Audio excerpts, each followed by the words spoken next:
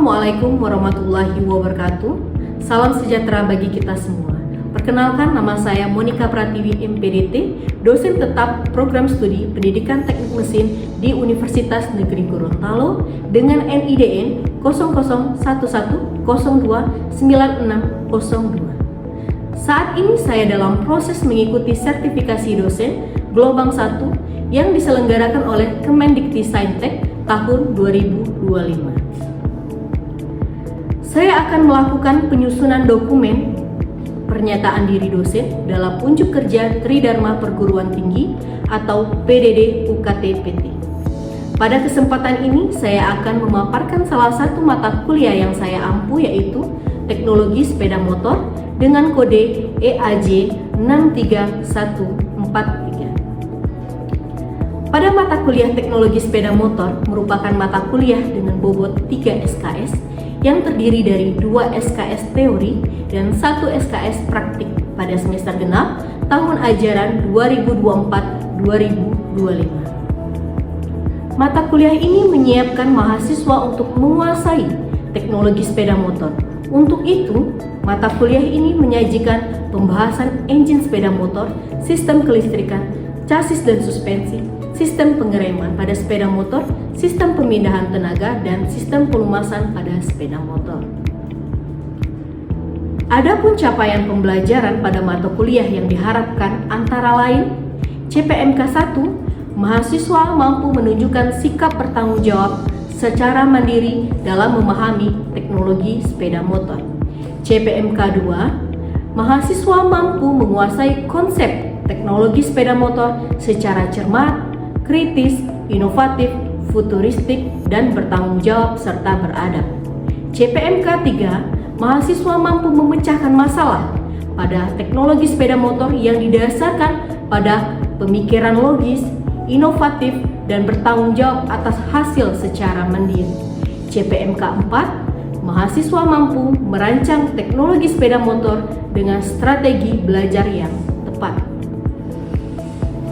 Capaian pembelajaran pada mata kuliah yang diharapkan antara lain: yang pertama, sub CPMK 1, yaitu membandingkan prinsip kerja mesin sepeda motor 2 tak dan 4 tak. Sub CPMK 2, mengidentifikasi mekanisme katup pada sepeda motor. Sub CPMK 3, menganalisis sistem bahan bakar pada sepeda motor. Sub CPMK 4, menganalisis sistem kelistrikan pada sepeda motor. Sub CPMK 5, menganalisis sistem pemindahan tenaga pada sepeda motor. Sub CPMK 6, menganalisis chassis dan rem. Sub CPMK 7, menganalisis sistem pelumasan pada sepeda motor. Materi pembelajaran yang diharapkan itu yang pertama, prinsip dan cara kerja sepeda motor 2 tak dan 4 tak. Yang kedua, mekanisme katup pada sepeda motor. Yang ketiga, sistem bahan bakar pada sepeda motor.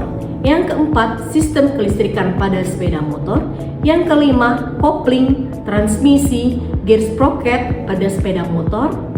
Yang keenam, chassis dan sistem pengereman. Yang ketujuh, sistem pelumasan pada sepeda motor. Model pembelajaran yang diterapkan pada mata kuliah ini adalah pendekatan case-based learning kombinasi project-based learning, yaitu pendekatan pembelajaran yang menggabungkan studi kasus dengan proyek untuk memberikan pengalaman belajar yang lebih komprehensif. Strategi yang dilakukan juga yaitu pembelajaran bauran atau sinkron dan asinkron. Metode yang saya terapkan bersifat aktif, partisipatif, dan berbasis pada pengalaman nyata, diantaranya adalah ceramah, diskusi kelompok, tanya jawab, presentasi, dan praktik. Media pembelajaran yang diterapkan yaitu bisa diakses dari e-learning atau LMS menggunakan Google Meet. Pada mata kuliah ini juga, teknologi sepeda motor ini meliputi buku ajar dalam bentuk PDF, slide PPT, video pembelajaran, dan job sheet. Penilaian yang dilakukan ada 3. Yang pertama adalah kognitif, yang mana kognitif ini adalah melihat pengetahuan mahasiswa terkait tentang materi pembelajaran. Yang kedua, afektif, menilai sikap, keaktifan mahasiswa dalam proses pembelajaran. Yang ketiga adalah psikomotorik, melihat bagaimana penilaian keterampilan pada saat mahasiswa melaksanakan praktikum. Adapun kriteria penilaian dalam mata kuliah ini mencangkup 4 komponen utama. Yang pertama, kehadiran dan keaktifan dalam kelas baik secara verbal maupun dalam diskusi sebesar 10%. Yang kedua, tugas dengan bobot sebesar 20%. Yang ketiga, ujian tengah semester dengan bobot 30%. Yang keempat, ujian akhir semester atau UAS dengan bobot 40%. Penilaian dilakukan secara objektif berdasarkan indikator seperti ketepatan, penguasaan materi, dan partisipasi aktif. Saya juga menggunakan rubrik penilaian yang jelas dan terukur.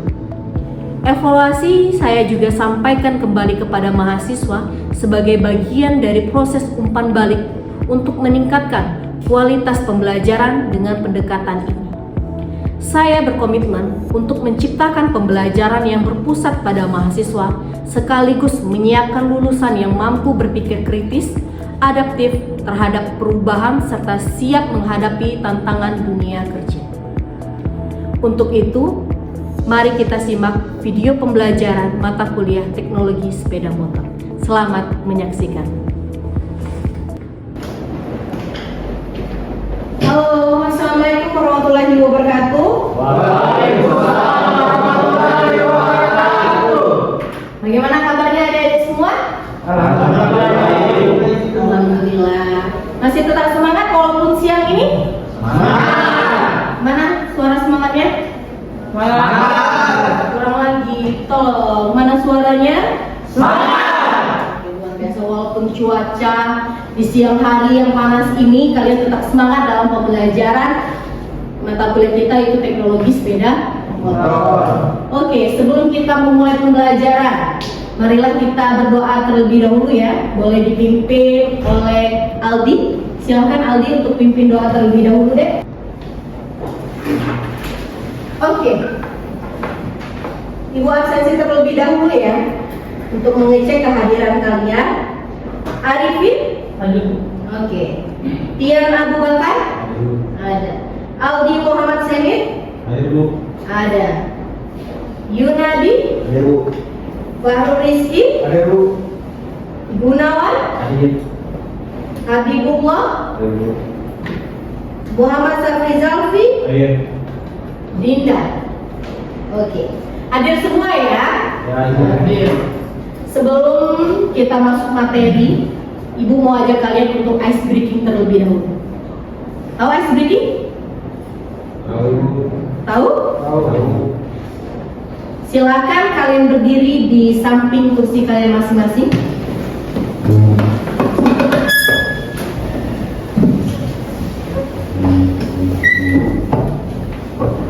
Oke?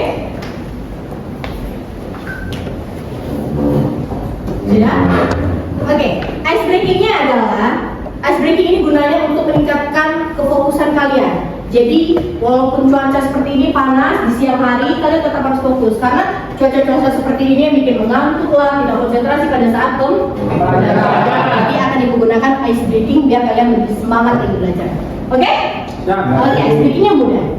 Kalau seandainya ibu pegang kepala, ya ibu pegang kepala, berarti kalian pegang ke pundak, lutut dan kaki. Paham? Kita coba. Kepala, pundak, lutut, kaki, kaki, kepala, pundak, kaki. Salah biar ya, sama kali tadi ya. Ayo kita fokus satu kali lagi. Oke? Kepala, pundak. Oke, lagi. Kepala, pundak, pundak, kepala, kaki. Oke, satu kali lagi. Kepala, kaki, kaki, pundak, lutut. Yang salah lagi. Oke, harus fokus ya. Oke, silakan duduk ke tempatnya masing-masing. Gimana, sudah mulai fokus? Fokus. Ya. Jadi kalau ada beberapa yang tidak fokus, dengan adanya ice breaking ini kita bisa meningkatkan lagi tingkat fokus kita pada saat proses pembelajaran. Oke. Kita masuk ke pembelajaran. Siapa yang masih ingat materi kita di minggu lalu tentang apa? Saya Oke, go. siklus 1 putaran crankshaft dan 4 gerakan piston. Dan Itu materi apa? materi Sepeda motor? Sepeda motor, teknologi sepeda motor. Oke, 2 tak atau 4 tak? Dua tak. 2 tak. Jadi materi kita minggu lalu sepeda motor atau prinsip kerja sepeda motor 2. Apa saja, Gun? Contohnya? Motor dua tak tidak memiliki klep Tidak memiliki klep, kemudian dan satu siklus sama dengan 1 putaran crankshaft dan 4 gerakan piston. oke. Berarti satu siklusnya itu 4 kali putaran crankshaft. 1 putaran crankshaft ya, 4 kali gerakan Piston. Oke, benar ya. Jadi itu seperempat putaran ya, itu 1 kali langkah. Siapa yang masih ingat langkahnya apa saja di motor 2 tak? Saya Bu, Oke, Aldi. langkah hisap dan kompresi, Oke. terus langkah usaha dan langkah buang. Oke, benar. Jadi penggabungan ya, kalau untuk 2 tak itu 2 langkah digabungkan menjadi 1 ya, karena dia tidak ada yang namanya klep. Ya, paham? Berarti masih ingat ya materi kita di minggu lalu ya? Oke. Berarti sudah siap untuk materi yang sekarang? Ya. Kita masuk ke materi yang 4 tak. Oke, sebentar.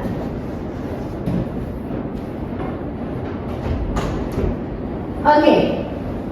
Materi di minggu ketiga ini adalah prinsip kerja sepeda motor 4 tak. Ya. Pasti motor-motor kalian itu pasti menggunakan sepeda motor 4 tak, ya, dominannya ya. Oke. Sekarang tujuan pembelajarannya, ya. Tujuan pembelajaran dari materi ini ada 3. Yang pertama, mahasiswa bisa mengetahui konstruksi dasar mesin 4 tak, ya. Yang kedua, mampu menjelaskan prinsip kerja mesin 4 tak. Yang ketiga, mampu menjelaskan cara kerja mesin 4 tak. Berarti ada 3 tujuan pembelajaran yang harus tercapai dari pertemuan kita hari ini, ya. Lanjut. Oke, yang pertama kita akan membahas konstruksi dasar dari mesin 4 tak. Bisa ada lihat di sini ya. Ada camshaft ya, ada cylinder head, ada piston ya, kemudian ada crankshaft ya. Jadi banyak bisa ada lihat komponen-komponen apa saja yang berada di 4 tak. Nah, itu. Kalau yang di 2 tak tadi seperti yang disampaikan oleh Gunawan, bahwa satu siklusnya itu sama dengan 1 kali putaran poros engkol atau crankshaft dan 4 kali langkah Gerakan piston ya, atau 4 langkah. Tapi kalau dia di 4 tak, 2 kali dia putaran crankshaftnya ya, 4 kali dengan gerakan piston. Kenapa bisa 2? Karena setengah putaran itu adalah 1 kali langkah ya. Itu bedanya 4 tak dan 2 tak. Nah, cirinya apa? Gimana cara kita bisa melihat apa sih perbedaan yang signifikan yang terlihat dari kendaraan bahwa kendaraan ini adalah 4 tak? Yang pertama, dia memiliki klep atau katup, ya, seperti yang disampaikan oleh Gunawan tadi. Dia memiliki klep kalau untuk 4 tak, kalau yang 2 tak dia tidak memiliki klep. Klep apa? Klep masuk dan klep buang. Yang kedua, dia memiliki mekanisme penggerak katup, ya.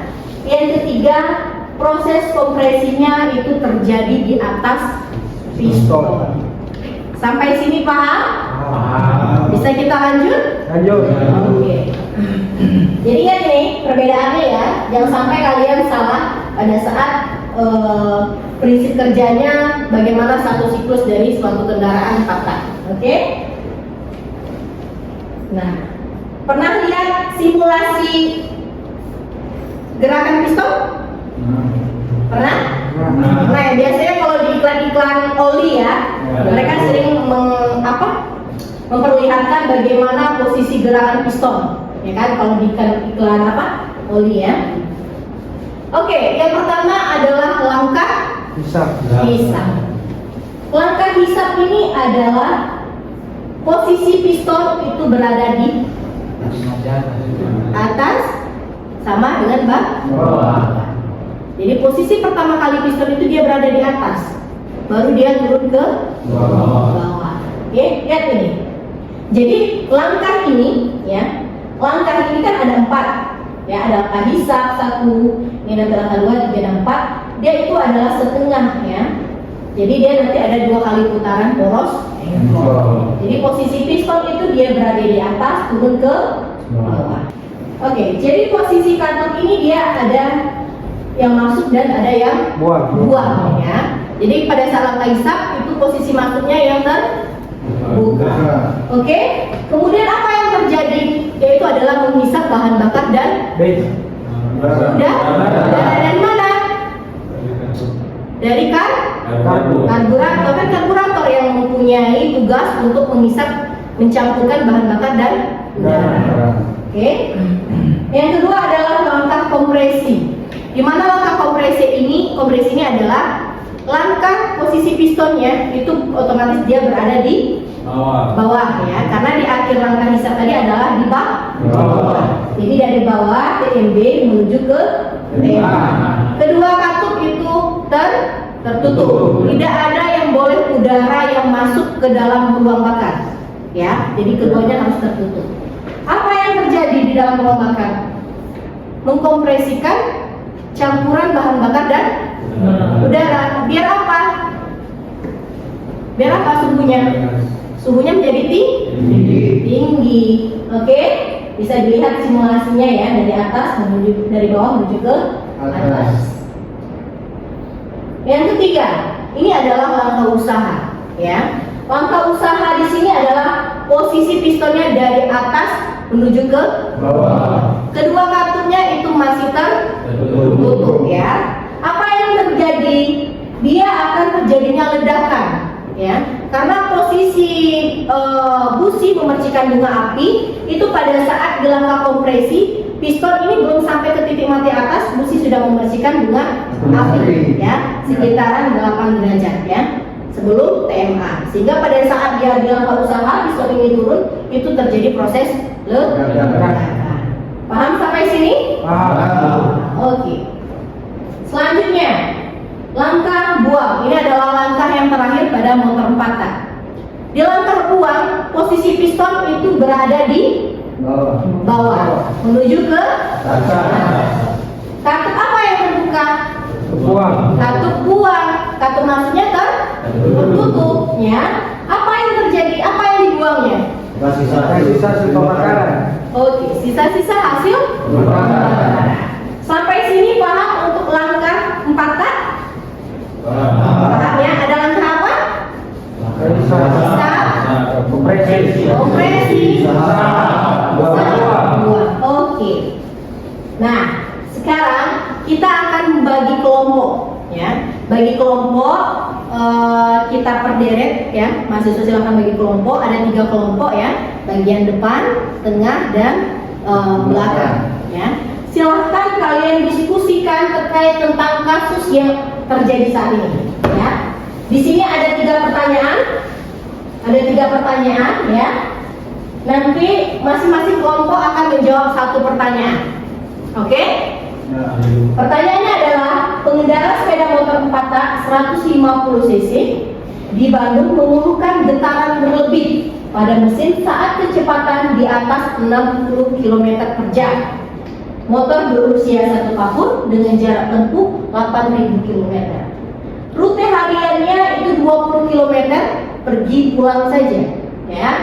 Melintasi jalan perkotaan dengan sedikit tanjakan. Perawatan yang dilakukan pada kendaraan tersebut itu terakhir 4 bulan yang lalu. Ya, studi kasus apa yang menyebabkan terjadinya getaran tersebut?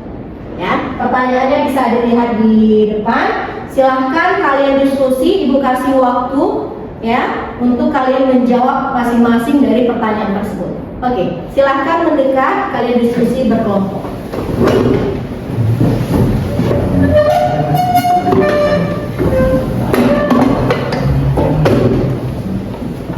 Oke, silahkan diskusi ya.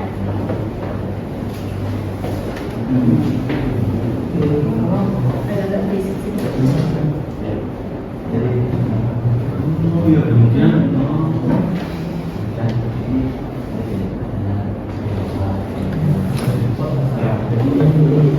Nanti kelompok 1 jawab pertanyaan nomor 1, 2 pertanyaan nomor 2, yang nomor 2 juga begitu. Oke?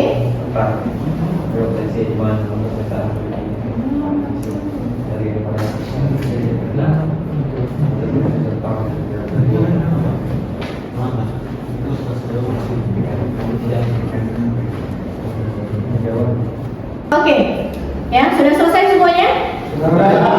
Oke, kita mulai ke kelompok 1 dulu untuk menjawab pertanyaan nomor 1. Siapa perwakilannya? Oke, silakan Pian. Baik, pertanyaannya apa saja kemungkinan penyebab getaran berlebih pada sepeda motor retak? Jawabannya itu kebanyakan penyebab meliputi ketidakseimbangan roda, kemudian ada rantai yang kendor, kemudian busi atau sistem pengakian bermasalah, kemudian ada katup atau setelan plate mesin yang tidak sesuai. Oke, good. Ya. Terima kasih. Itu jawaban untuk kelompok 1, kita kasih close dulu. Oke, selanjutnya kelompok 2 siapa perwakilannya? Oke. Jadi soalnya apa manfaat penyetelan gas secara rutin untuk mengatasi masalah ini? Jadi berdasarkan hasil diskusi kami, penyetelan gas rutin setiap 4.000 km memastikan pembukaan dan penutupan katup sesuai, meningkatkan efisiensi pembakaran dan mengurangi getaran akibat mesin yang tidak stabil. Oke, good. Jawaban kelompok 2 kita kasih close dulu. Oke, selanjutnya kelompok 3. Boleh? Oke, kelompok 3. Pertanyaannya tadi, bagaimana kondisi jalan tanjakan dapat memperburuk getaran mesin? Jawabannya, tanjakan belum dapat meningkatkan beban mesin, memperbesar getaran jika komponen seperti rantai atau roda tidak seimbang, atau jika pembakaran tidak optimal akibat setelan klep atau busi yang bermasalah. Oke, kita kasih close untuk Oke, nanti untuk penilaiannya, untuk diskusi kelompok ini akan dimasukkan ke salah satu asesmen penilaian kita ya, untuk di minggu ketiga ini. Oke, sekarang ada tugas ya, ada tugas untuk adik mahasiswa untuk mengevaluasi ya, untuk mengevaluasi bagaimana materi yang sudah disampaikan hari ini, apakah tersampaikan, apakah kalian paham, itu ada tugasnya. Oke, silakan adik-adik scan barcode di depan ini ya. Ini ada codingnya. Nanti silakan kerjakan soal tersebut.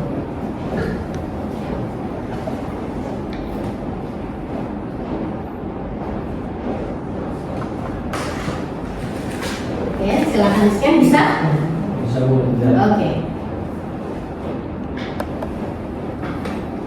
Silakan dikerjakan soalnya jika sudah login ya.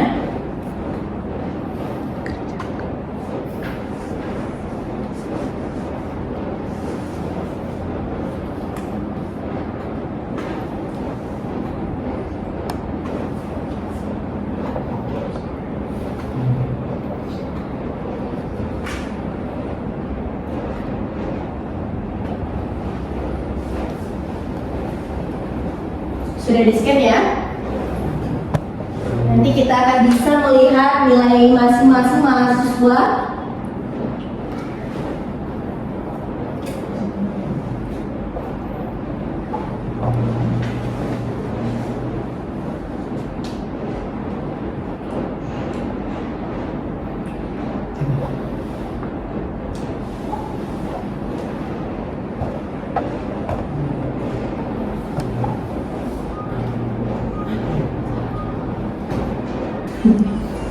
Oke, sudah?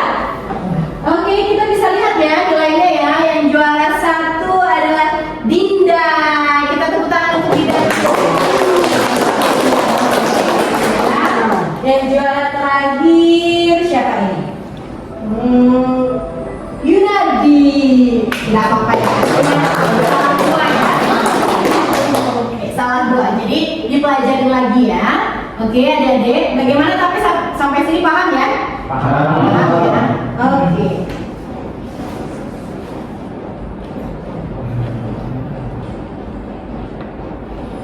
Oke, selanjutnya kita akan mengevaluasi pembelajaran kita hari ini. Saya minta adik-adik perwakilan mengevaluasi apa materi yang sudah didapat hari ini. Siapa yang mau coba?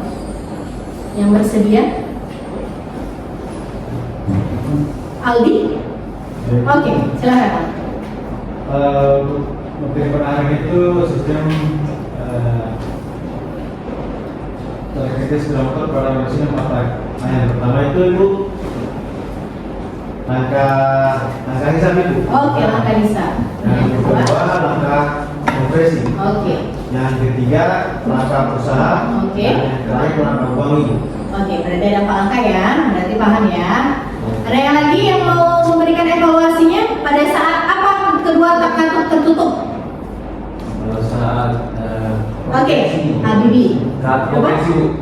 Kompresi saja? Dengan usaha. Maka kompresi dan Usaha. usaha. Oke. Sekarang saya mau tanya satu lagi. Siapa komponen yang mencampurkan bahan bakar dan udara? Angkat tangan. Angkat tangan. Oke, Tian. Oke, karburator. Oke ya. Jadi pertemuan kita hari ini cukup sampai di sini. Insya Allah nanti di minggu depan pertemuan keempat kita akan melaksanakan praktikum untuk motor 4 tak. Silahkan kalian bawa baju praktikum ya. Kemudian doksinya akan saya bagikan ke ketua tingkatnya. Oke? Mungkin sampai di sini saja perkuliahan kita pada hari ini. Maaf salah kata ya, mohon maaf. Wabillahi taufiq wal hidayah. Wassalamualaikum warahmatullahi wabarakatuh. Waalaikumsalam warahmatullahi wabarakatuh. Permisi ya. Ya, Bu. Kasih Bu. Ya. Sekian video rekaman pembelajaran dalam mata kuliah Teknologi Sepeda Motor pada program studi Pendidikan Teknik Mesin di Universitas Negeri Gorontalo. Video ini digunakan sebagai salah satu syarat penyusunan dokumen pernyataan diri dosen dalam unjuk kerja Tridharma Perguruan Tinggi atau PDD UKTPT. Semoga dapat menjadi pertimbangan baik dalam proses pengajuan sertifikasi dosen gelombang 1 tahun 2025. Terima kasih. Assalamualaikum warahmatullahi wabarakatuh.